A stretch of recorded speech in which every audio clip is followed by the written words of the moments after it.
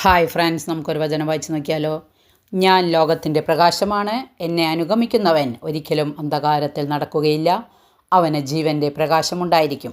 യോഹന്നാൻ എഴുതിയ സുവിശേഷമാണ് 8-ാം അധ്യായം 12-ാം തിരുവചനം. വചനം വരെ നമുക്ക് ശ്രദ്ധിക്കാം.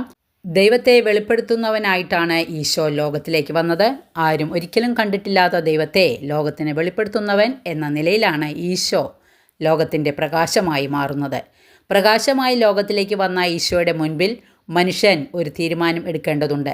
പ്രകാശം ലോകത്തിലേക്ക് വന്നിട്ടും മനുഷ്യർ പ്രകാശത്തേക്കാൾ അധികമായി അന്ധകാരത്തെ സ്നേഹിച്ചു. കാരണം അവരുടെ പ്രവൃത്തികൾ തിന്മ നിറഞ്ഞതായിരുന്നു. പ്രകാശമായ ഈശോയുടെ വെളിപാടിനോട് അനുകൂലമായി പ്രത്യുത്തരിക്കാത്ത അവസ്ഥയാണ് പാപം. വഴിയും സത്യവും ജീവനുമായ മിശിഹായെ, നിന്റെ പുനരുത്ഥാനത്തിൽ ആനന്ദിക്കുന്ന ഞങ്ങളെ അന്ധകാരത്തിൽ നിന്ന് പ്രകാശത്തിലേക്കും അസത്യത്തിൽ നിന്ന് സത്യത്തിലേക്കും മരണത്തിൽ നിന്ന് മരണമില്ലായ്മയിലേക്കും ആനയിക്കണമേ. സകലത്തിൻ്റെ നാഥ എന്നേക്കും ആമേൻ. Okay, thank you.